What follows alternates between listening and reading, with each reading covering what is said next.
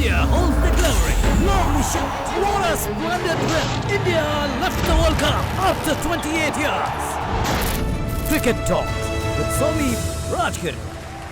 घर पर लगातार शर्मनाक हार। कौन है इस हार का गुनहगार? क्या रिवॉर्ड के साथ पनिशमेंट भी जरूरी है? गौतम नहीं है टेस्ट के लिए गंभीर। टेस्ट क्रिकेट को अगर बचाना है तो जय और वीरू को लौटना होगा।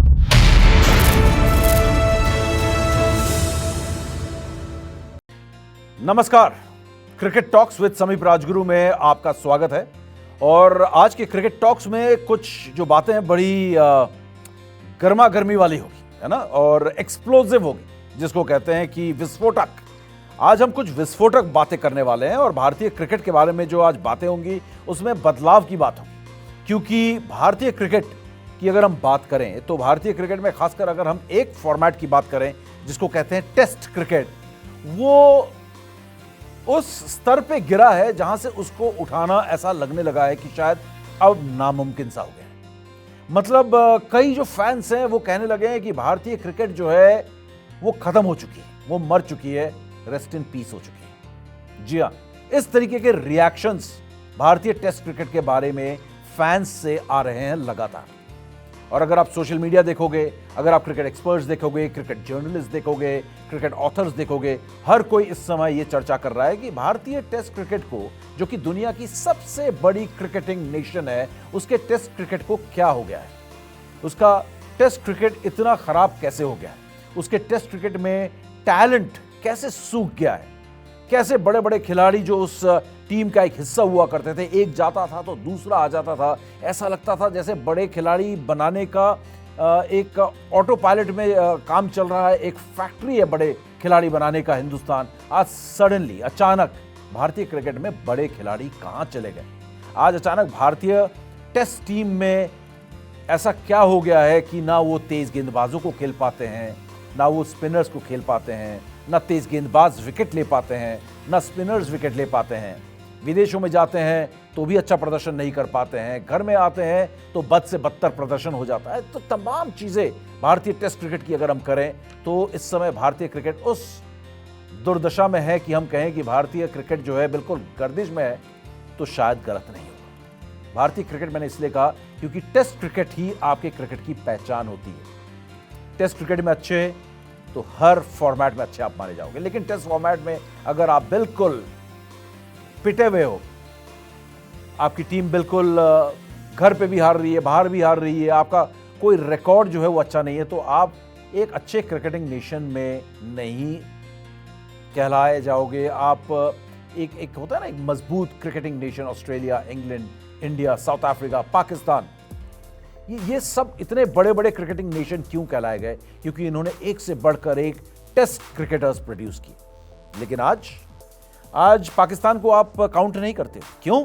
क्योंकि पाकिस्तान के पास आज ऐसी कोई टेस्ट टीम नहीं है जो इंग्लैंड में जाके, ऑस्ट्रेलिया में जाके या घर पर बड़ी बड़ी टीमों को मात दे सके, है ना। वही चीज वेस्ट इंडीज के साथ हुआ। वेस्ट इंडीज जो कि एक इतनी बड़ी टीम थी, क्यों थी इतनी बड़ी टीम? क्योंकि उन्होंने टेस्ट क्रिकेट के एक से बढ़कर एक दिग्गज खिलाड़ी और एक से बढ़कर एक परफॉर्मेंसेस दिए, घर में और विदेश में। ऑस्ट्रेलिया आज भी बड़ी टीम है क्योंकि घर पर भी अच्छा खेलती है, घर के बाहर भी अच्छा खेलती है। इंग्लैंड भी ठीक है, अप्स एंड डाउन्स रहते हैं, लेकिन डाउन एंड आउट नहीं है। अब आते हैं भारत पर। भारत को क्या हो गया? भारत भी धीरे धीरे धीरे धीरे नीचे सरकता जा रहा है। ऊपर उठना बहुत मुश्किल काम होता है। आपको मैं बता दूं कि आपको पहला टेस्ट मैच जीतने में करीब 30-40 साल, 32 साल का समय लग गया था। 1932 में हिंदुस्तान ने पहला टेस्ट मैच खेला और 50 के दशक में आके आपने पहला टेस्ट मैच जीता है। ऊपर चढ़ना बड़ा मुश्किल होता है, हर किसी को मालूम है, बेसिक है ये कि आप पहाड़ी की चोटी में चढ़ना बड़ा मुश्किल होता है, उतरना बड़ा आसान होता है। लुढ़क भी जाओ तो लुढ़कते हुए नीचे पहुंच जाओगे, किसी एनर्जी की जरूरत नहीं है नीचे आने के लिए। अब भारतीय क्रिकेट जिस तेजी से नीचे आ रहा है, अगर उस पर हमने लगाम नहीं लगाई, अगर हमने उसको रोका नहीं, अगर हमने प्लान नहीं किया कि कैसे इस फॉलिंग स्टार को रोका जाए, तो फिर भारतीय टेस्ट क्रिकेट कभी उठ खड़ी नहीं होगी अपने पांवों पर। मतलब जो फैंस को लग रहा है, बहुत सारे क्रिकेट एक्सपर्ट्स को भी लग रहा है, शायद वो खुलकर नहीं बोल रहे हैं कि भारतीय टेस्ट क्रिकेट जो है खत्म हो चुकी है, फिनिश्ड। कोई बोल नहीं रहा है लेकिन फैंस बोल रहे हैं, ये बात हकीकत में ना बदल जाए कि टेस्ट क्रिकेट जो है हमारे लिए एक इतिहास बन जाए कि टेस्ट क्रिकेट खेला करते थे। आज एक फॉर्मेलिटी है, औपचारिकता है, एक टेस्ट क्रिकेट खेल रहे हैं। अब आता हूं मुद्दे पे। क्या गौतम गंभीर जो कि टीम इंडिया के पूर्व खिलाड़ी रहे हैं, पूर्व कप्तानी भी की है वनडे में, खासकर उन्होंने कप्तानी भी की है और अब वो टीम इंडिया के कोच हैं, क्या ये बात सही है कि गौतम गंभीर हटाओ और भारतीय टेस्ट क्रिकेट बचाओ? क्या ये सच में ऐसा हो सकता है कि एक कोच एक टीम को बिल्कुल खत्म कर सकता है, एक टीम में पूरी तरीके से खलबली मचा सकता है, एक टीम को दिशाहीन कर सकता है? जी हां, कर सकता है।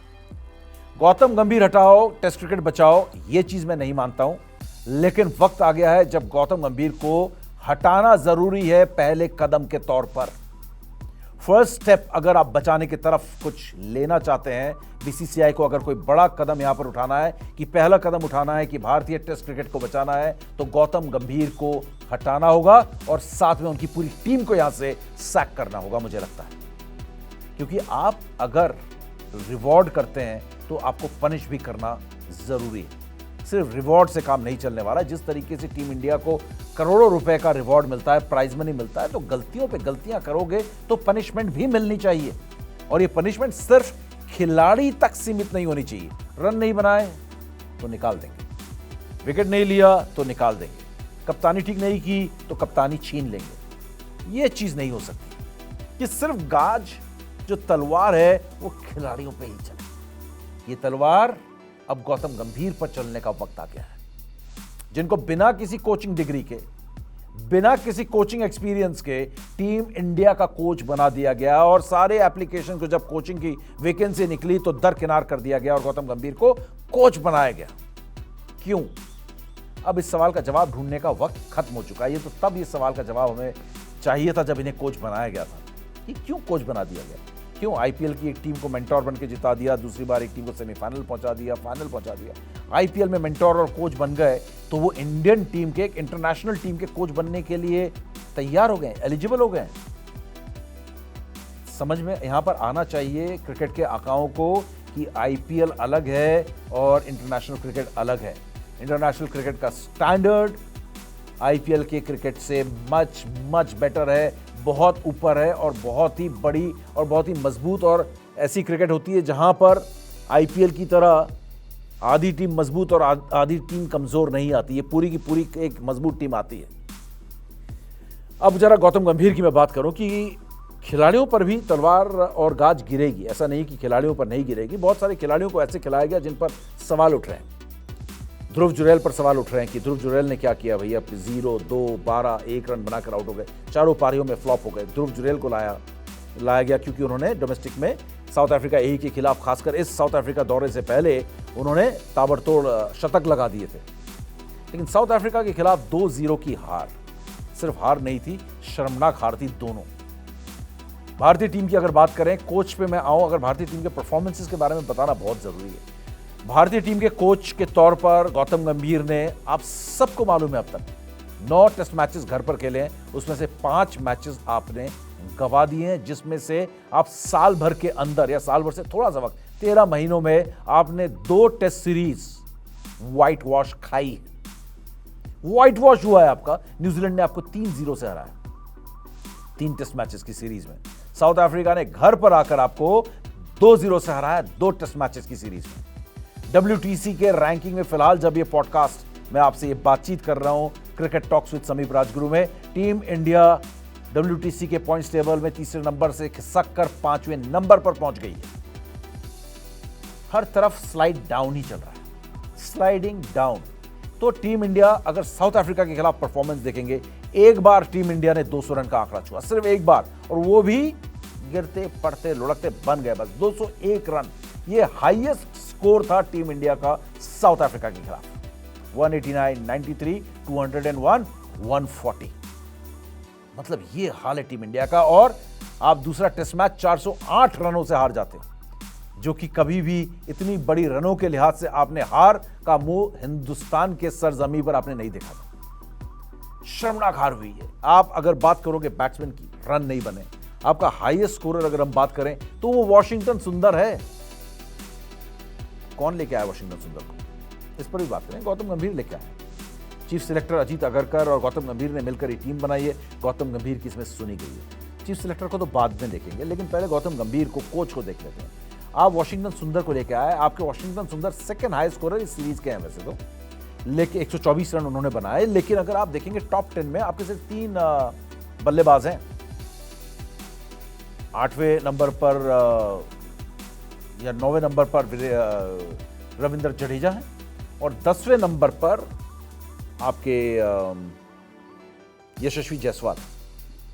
तो ये आपके हालात हैं, आपके टॉप 10 में बैट्समैन नहीं है। और अगर आप टॉप बॉलर्स की बात करोगे साउथ अफ्रीका के खिलाफ, तो टॉप हाईएस्ट विकेट टेकर कौन है सबको मालूम है, साइमन हार्मर।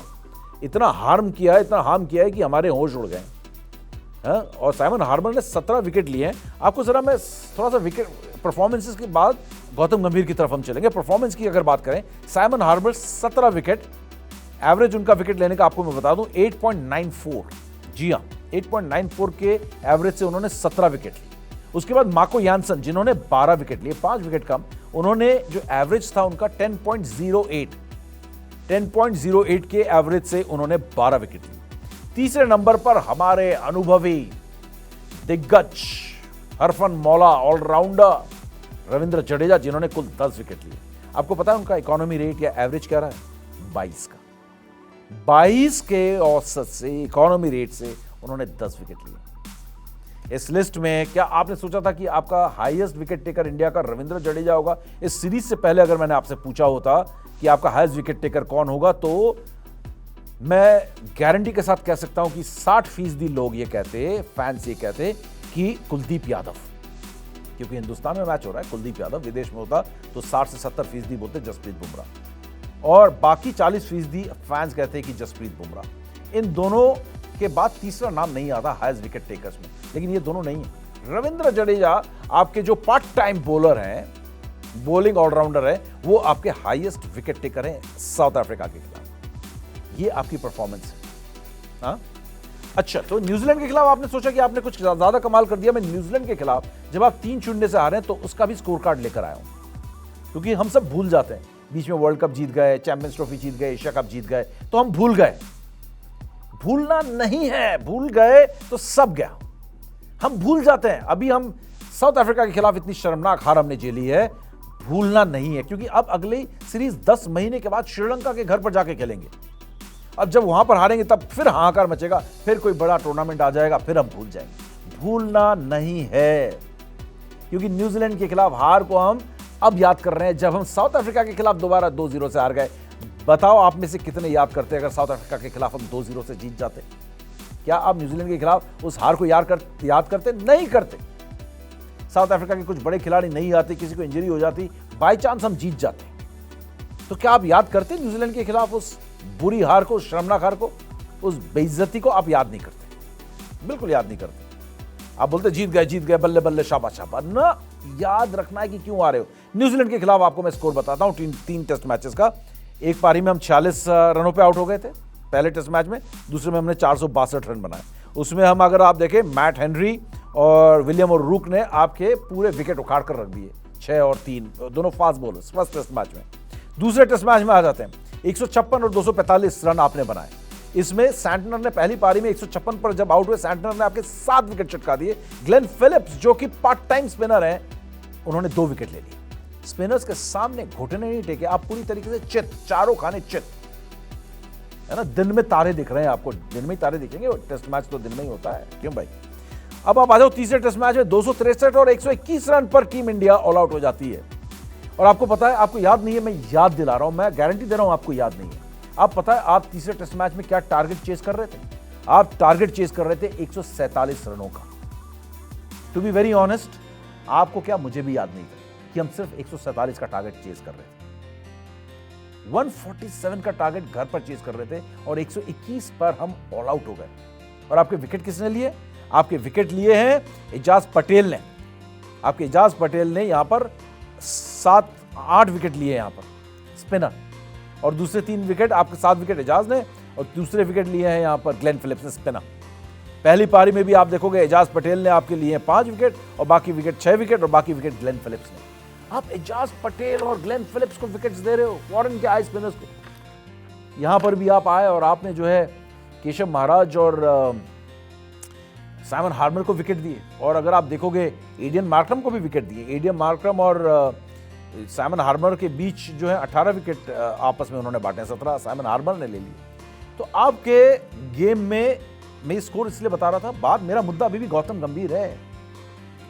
गौतम गंभीर को हटाना पड़ेगा, किसी ना किसी को पनिश करना पड़ेगा। आप हार की सजा ना दो, लगातार हार की सजा ना दो, ये नहीं हो सकता है। हर बार आप ये कहो कि बेटे कोई बात नहीं, अगली बार देखेंगे। अगली बार जब देखने का मौका या ऑप्शन विकल्प मेरे पास है ही, तो मैं अपने परफॉर्मेंस को क्यों सुधारूं? अगली बार देख लेंगे, है ना। हर बार मैं एग्जाम में फेल हो जाऊं और पापा बोले कोई बात नहीं अगली बार पास हो जाना, तो मैं कभी पास ही नहीं होऊंगा, क्योंकि मुझे कोई फर्क ही नहीं पड़ रहा है, क्योंकि मेरे पास हमेशा एक ऑप्शन है, एक विकल्प है अगली बार का, नेक्स्ट टाइम। इस बार नहीं, नेक्स्ट टाइम, नेक्स्ट टाइम। तो ये नेक्स्ट टाइम तो कभी खत्म ही नहीं होगा, क्योंकि नेक्स्ट टाइम कभी आता नहीं है। जैसा कि अंग्रेजी में कहावत है, हिंदी में भी है कि कल कभी नहीं आता है, टुमारो नेवर कम्स, है ना। अब वो पूछते हैं कब मिलोगे, विल मीट टुमारो। टुमारो नहीं, डेट बताओ कब मिल रहे हो, क्योंकि टुमारो नेवर कम्स। कल आप मिलेंगे तो बोले मैंने कहा था टुमारो मिलेंगे आपसे, तो tomorrow can be pushed back for ever. तो इसी तरीके से next can also be pushed back for ever. तो ये लगातार हो रहा है आपके साथ, ये खिलाड़ियों के साथ। तो ये हमारे सबसे बड़ी चीज है कि क्या गौतम गंभीर की आंखें, सिलेक्टर्स की आंखें नहीं खुलनी चाहिए थी कि आपको कुछ बहुत ही ड्रास्टिक करने की जरूरत है? क्या गौतम गंभीर के पास विजन है कि आप टेस्ट क्रिकेट को कैसे आगे लेकर जाएंगे? फॉर दैट मैटर मैं वनडे में भी और T20 में भी बहुत सारे सवाल मेरे जहन में, लेकिन इस वक्त नहीं है कि मैं वनडे और T20 की बात करूं। वर्ल्ड कप आ रहा है और वर्ल्ड कप में हम फिर से सपना देख रहे हैं कि हम वर्ल्ड चैंपियन बनेंगे। वर्ल्ड चैंपियन बनना बहुत दूर की बात है, बहुत दिल्ली दूर है अभी। तो मेरा ये कहना है कि कहीं ना कहीं अगर आप गौतम गंभीर की बात करो, तो गौतम गंभीर में अगर विजन है तो कुछ आंकड़े आपको दूं। सितंबर 2024, सितंबर 2024 से लेकर अब तक अगर भारतीय टेस्ट टीम में कितने खिलाड़ियों ने शिरकत किया आपको मैं बताऊं, तो हम दूसरे नंबर पर हैं। सबसे ज्यादा खिलाड़ी वेस्ट इंडीज ने बदले 25 और हमने 24। बड़ी टीम्स में ऐसा नहीं होता। इसका मतलब ये हुआ आओ जाओ, ये अच्छा नहीं खेला इसको हटा दो। वो उसी तरीके से गौतम गंभीर की हालत है जिस तरीके से कभी होता है ना, कप्तान यहां से चौका चला गया तो वहां फील्डर खड़ा कर दिया, वहां मार दिया तो फिर वहां खड़ा कर दिया। उसको पता ही नहीं है कि उसका प्लान क्या है, उसको पता ही नहीं है। और फिर आप जो खिलाड़ी गौतम गंभीर लेके आए हो, आपकी सारे खिलाड़ियों की अगर आप औसत देखोगे तो एवरेज जो है डोमेस्टिक में 30 से कम है। कैसे आप उनको बैक कर रहे हो, कैसे आप उनको लेकर आ रहे हो, सोच क्या है? अब तक तो क्या था कि हर्षित राणा पे बहुत सवाल उठते थे कि हर्षित राणा कहां से आ गए। गौतम गंभीर बहुत शॉक कर रहे हैं, सबको चौंका रहे हैं गौतम गंभीर। 30 से कम एवरेज वाले खिलाड़ियों को गौतम गंभीर लगातार मौके दे रहे हैं। सरफराज जिनका 60 का एवरेज है डोमेस्टिक में, उनको मौका नहीं मिला है। क्यों? आप अगर देखोगे शुभमन गिल पर आपने इतना बड़ा दाव खेल दिया कि टेस्ट के कैप्टन, ठीक है। परफॉर्मेंस के लिहाज से अगर देखोगे 754 रन इंग्लैंड में शुभमन गिल ने जरूर बनाए, लेकिन शुभमन गिल जब टीम में थे, आपने साई सुदर्शन जिन्होंने अच्छे रन बनाए उनको आपने बाहर किया हुआ था, और फिर शुभमन गिल गए तो साई सुदर्शन को ले आए। वॉशिंगटन सुंदर को आपने नंबर 3 पे खिलाया और फिर 3 से उनको 8 नंबर पे कर दिया। गौतम गंभीर के आप कंफ्यूजन को सोचो कि मेरी बातों से भी आप कंफ्यूज हो रहे होगे, क्योंकि गौतम गंभीर ने सबको कंफ्यूज किया है। फिर आप दूसरे टेस्ट मैच में शुभमन गिल नहीं थे तो आप एक ऐसे खिलाड़ी को टीम में ले आए, ना तो वो बल्ले से कुछ कमाल करे, ना वो गेंद से। मतलब जिस मैच में 100-125 ओवर्स हुए उसमें उसने 6 ओवर डाले। नीतीश कुमार रेड्डी। गौतम गंभीर क्या सोच रहे हैं भाई, किस तरह से टीम बना रहे हैं? 4 ऑलराउंडर्स टेस्ट क्रिकेट में लेकर आ रहे हो आप, 4 ऑलराउंडर जिनसे आप ना ज्यादा बैटिंग की उम्मीद कर सकते हो, ना ज्यादा बॉलिंग की उम्मीद कर सकते हो। ये थॉट वॉशिंगटन सुंदर क्या है? वो स्पेशलिस्ट बैट्समैन है। अगर स्पेशलिस्ट बैट्समैन नहीं है तो उनको 3 नंबर पर क्यों खिलाया? साई सुदर्शन आ गए तो वो ऑलराउंडर बन गए, उनको 8 नंबर पे धकेल दिया आपने, ठीक है। ध्रुव जुरैल को आप अगर उठा के देखोगे तो ध्रुव जुरैल को आपने अच्छा, ये अच्छा कदम था बाय द वे कि साउथ अफ्रीका एक अगेंस्ट अच्छा खेला तो आप ध्रुव जुरैल को टीम में लेकर आए एज ए बैट्समैन। दोनों टेस्ट मैच में आपने खिलाया, लेकिन ध्रुव जुरैल की आपको जगह तो तय करनी चाहिए थी, क्योंकि गौतम गंभीर बाहर से कप्तानी कर रहे हैं, ये हर किसी को मालूम है। ऋषभ पंत की कप्तानी में भी आपने देखा होगा, कप्तानी में कोई ऐसी कप्तानी नहीं दिखी, लीडरशिप नहीं दिखी, हर चीज गौतम गंभीर के हाथों में। गौतम गंभीर जो डिसाइड करता है वही होता है। तो क्या हुआ, आप यहां पर ध्रुव जुरैल को लेकर आए। ध्रुव जुरैल का जो ओरिजिनल जेन्युइन नंबर है वो 5 या 6 नंबर के बल्लेबाज है, आपने उनको प्रमोट करके भेज दिया दूसरे टेस्ट मैच में 4 नंबर पर। नहीं, गलतफहमी में मत रहना कि ये ऋषभ पंत का दिमाग है। इतना दिमाग ना ऋषभ पंत में है और ना ऋषभ पंत ने इतना दिमाग लगाने की कोई सोची भी होगी, क्योंकि पहला ही टेस्ट मैच वो कप्तानी कर रहे थे, इतना एफर्ट वो लेने वाले नहीं है कि किस बैटिंग ऑर्डर को क्या करना है। ये सब गौतम गंभीर के दिमाग का गणित है। आपने ध्रुव जुरैल को भी गलत नंबर पर खिला दिया, पहले टीम कॉम्बिनेशन आप गलत पिक कर रहे हो, उसके बाद आप रविंद्र जडेजा और अक्षर पटेल के बीच में अब आप चुन नहीं पा रहे हो, आप अक्षर को भी नहीं बनने दे रहे हो, आप रविंद्र जडेजा को खिलाए जा रहे हो जो कि बूढ़ा हो चुका है, जिसकी कोई परफॉर्मेंस नहीं है। ठीक है, आखिरी पारी में 50 रन आए, लेकिन it was a dam losing cause, कोई उसमें प्रेशर नहीं था। जिस तरीके से 2017 में चैंपियंस ट्रॉफी के फाइनल में हार्दिक पांड्या की पारी थी, हार गए थे मैच, उसके बाद चौके छक्के लगाए जाओ। तो रविंद्र जडेजा, तो ध्रुव जुरैल को गलत नंबर पर खिलाना, वॉशिंगटन सुंदर को गलत नंबर पर खिलाना, साई सुदर्शन को पहले टेस्ट मैच में इग्नोर कर देना, फिर लेके आ जाना। मैं दूसरे फॉर्मेट्स में भी जा सकता हूं, वनडे में संजू सैमसन के साथ जो हो रहा है, जिस तरीके से कप्तानी का चयन हो रहा है, बहुत सारे मुद्दे हैं। तो कहने का मतलब यह है कि आपके पास जो विजन है वो तो है ही नहीं, आपके पास प्रेजेंट में चीजों को कंट्रोल करने का, संभालने का वो लॉजिक और वो प्रेजेंस ऑफ माइंड भी नहीं है। एकदम से दिमाग इस्तेमाल करने की काबिलियत भी गौतम गंभीर में नहीं है या बहुत कम है। ध्रुव जुरैल को आपने गलत नंबर देकर उसको अपसेट कर दिया, 4 नंबर पर आ गया, सामने साई सुदर्शन खड़ा हुआ है। अनिल कुंबले ने इस बारे में टिप्पणी भी की थी, बोलते ध्रुव जुरैल को 5 नंबर पर खेला और साई सुदर्शन एक यंग प्लेयर था, उसको आया ध्रुव जुरैल की जगह ध्रुव जुरैल आते और सामने विराट कोहली रहते या चेतेश्वर पुजारा उनके साथ खेल रहे होते तो ध्रुव जुरैल 4 नंबर पर आके कॉन्फिडेंस गेन कर पाते, लेकिन सामने साई सुदर्शन खड़ा हुआ है। आपने देखा साई सुदर्शन ने किस तरीके की बैटिंग की? नहीं देखी तो मैं बता दूं, पूरे समय वो सिर्फ बैकफुट में जाके गेंद को ब्लॉक करता रहा। एक बार नो बॉल पे आउट भी हो गया, एडन मार्करम के हाथों कैच भी जो है वो थोड़े से दूरी में रह गई वो गेंद, जिस वजह से कैच भी मिस हो गया। बहुत ही अनइम्प्रेसिव, इनइफेक्टिव बैटिंग। अनइम्प्रेसिव होना, अनअट्रैक्टिव होना कोई दिक्कत नहीं, इफेक्टिव होना चाहिए ना। इफेक्टिवनेस की जीरो इफेक्टिवनेस बैटिंग यहां पर साई सुदर्शन ने भी किया। रन ही बना लेता, 124-30 गेंदें खेल चुका है, रन भी तो बना लेता, नहीं बना पाया तो पूरे दिन जिंदा रहता, आखिरी तक जिंदा रहता, विकेट नहीं देता, एक छोर संभला हुआ होना चाहिए था, लेकिन वो भी नहीं हो पाया। लेकिन पॉइंट इज गौतम गंभीर टीम को बना कैसे रहे? पिछले 1 साल में 24 खिलाड़ियों का इस्तेमाल करना यह बताता है गौतम गंभीर के दिमाग में कितना क्लटर है, कि उनको समझ में नहीं आ रहा है कि टेस्ट क्रिकेट को आगे कैसे लेकर जाना है। और एक बात यह भी तय है कि यह सबसे बड़ा चैलेंज है गौतम गंभीर के सामने, या जो भी कोच उनकी जगह आता है कल, या जो भी पूरी कोचिंग टीम आएगी, कि टेस्ट टीम को आगे कैसे लेकर जाना है। क्योंकि टेस्ट क्रिकेट में फैक्ट यह भी है कि टैलेंट आना बंद हो चुका है, टैलेंट सूख चुका है टेस्ट क्रिकेट का। आपको 2020 की टीम, हर किसी ने कहा गौतम गंभीर 2020 से टीम उठा रहे हैं। यहां पे आई विल गिव, मतलब यहां पे डेविल्स एडवोकेट में बन जाता हूं कि गौतम गंभीर के पास कोई ऑप्शन भी नहीं है ज्यादा।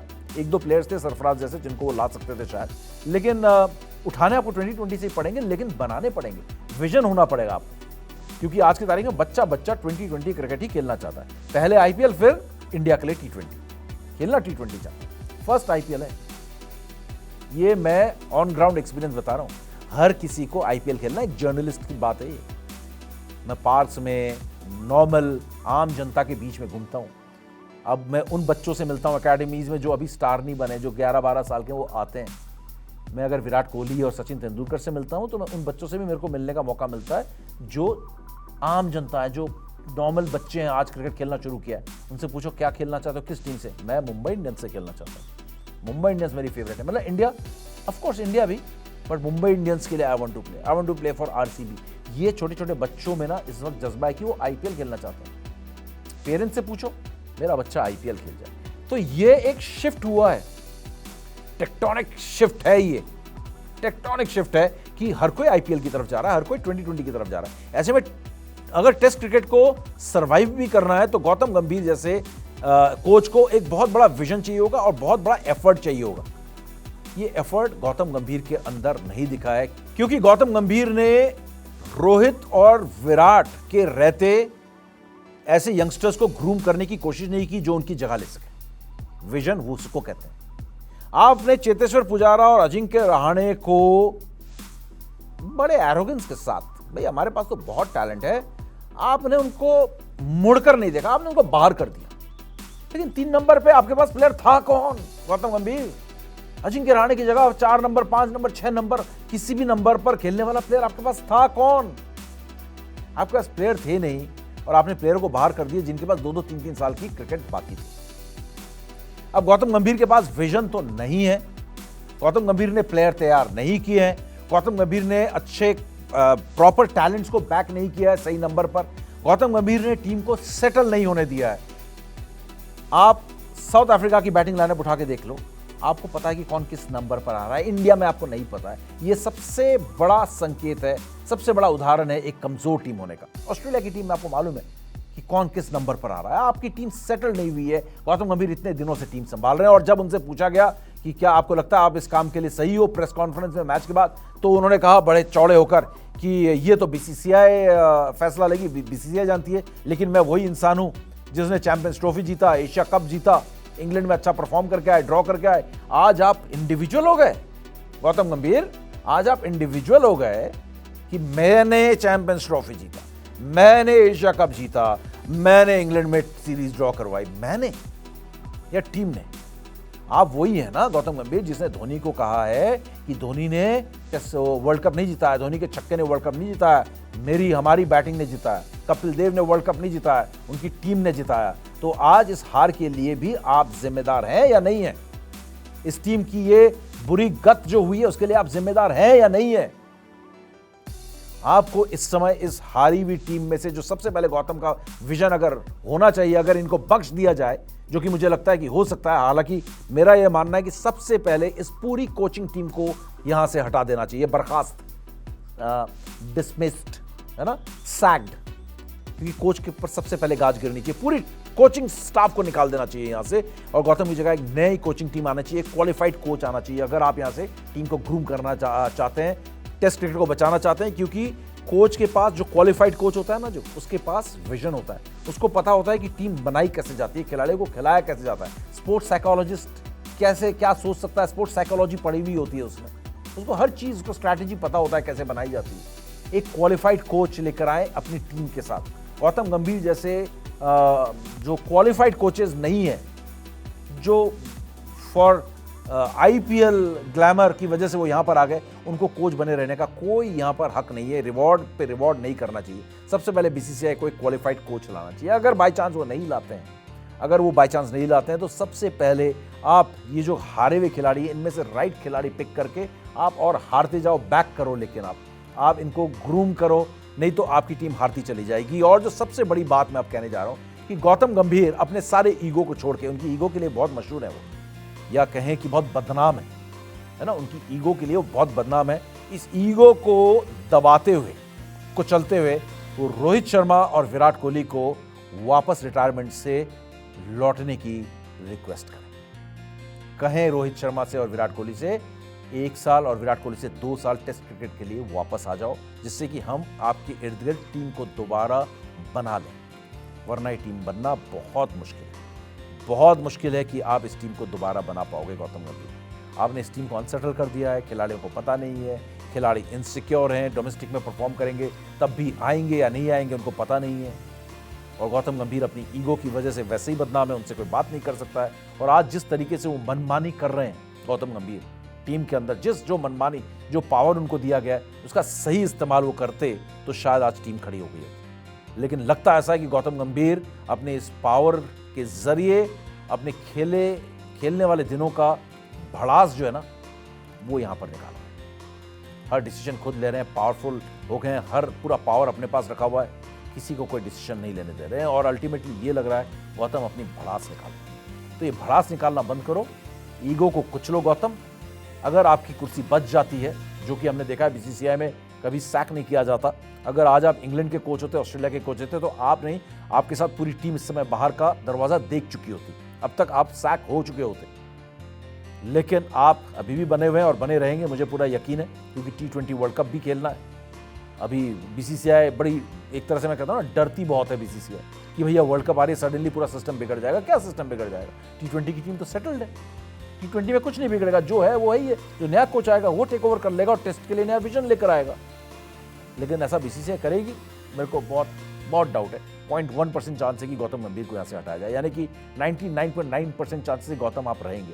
तो मेरा इंडिया टीवी क्रिकेट में जब मैं आता हूँ और क्रिकेट टॉक्स करता हूँ आप लोगों के साथ, तो इंपॉर्टेंट बात करने की कोशिश करता हूँ। और आज इंपॉर्टेंट बात यह है कि टेस्ट क्रिकेट जो कि वाकई में खत्म हो चुकी है, बर्बाद हो चुकी है, अगर उसको लेकिन रिवाइव करना है, वेंटिलेटर से निकाल के लाना है, क्योंकि वो वेंटिलेटर पे है टीम अभी, तो उसको अगर निकाल कर लाना है तो आप रोहित शर्मा और विराट कोहली को कृपया टेस्ट मैच में 1 साल के लिए, 2 साल के लिए वापस बुला कर लाएं, क्योंकि इस समय विराट की, रोहित की आपको ज़रूरत है और उन दोनों में इतनी क्रिकेट बची हुई है कि वो टेस्ट क्रिकेट खेल सकते हैं। Thank you so much. Cricket talks with समीप राजगुरु में जुड़ने के लिए कमेंट्स आप जरूर लिखें कि क्या वाकई में ये हो सकता है कि विराट कोहली और रोहित शर्मा रिटायरमेंट से निकलकर वापस इंडियन क्रिकेट में लौट सकते हैं? क्या गौतम गंभीर ये कदम उठा सकते हैं कि विराट और रोहित के पास वो जाएं और रिक्वेस्ट करें कि come back guys, come back friends, come back brothers, क्योंकि वो दोनों तीनों एक साथ क्रिकेट भी खेलें? क्या ऐसा हो सकता है? कमेंट बॉक्स में जरूर कमेंट कीजिएगा, बताइएगा कि आप इस बारे में क्या सोचते हैं और क्या लगता है आपको कि टेस्ट क्रिकेट वेंटिलेटर में तो जा चुकी है, क्या वेंटिलेटर से निकलकर दोबारा दौड़ने लगेगी, दोबारा दुनिया में जो है टेस्ट क्रिकेट में हमारा परचम लहराएगा, हमें सचिन जैसा बैट्समैन मिलेगा, इस तरीके के कपिल देव जैसे ऑलराउंडर, जहीर खान जैसे बॉलर्स हमें क्या मिलेंगे, अनिल कुंबले मिलेगा हमें दोबारा टेस्ट क्रिकेट में? अपने कमेंट्स जरूर लिखिएगा। Thank you so much. अगले एपिसोड में एक और बड़े मुद्दे के साथ दोबारा मुलाकात होगी क्रिकेट टॉक्स विद समीप राजगुरु में।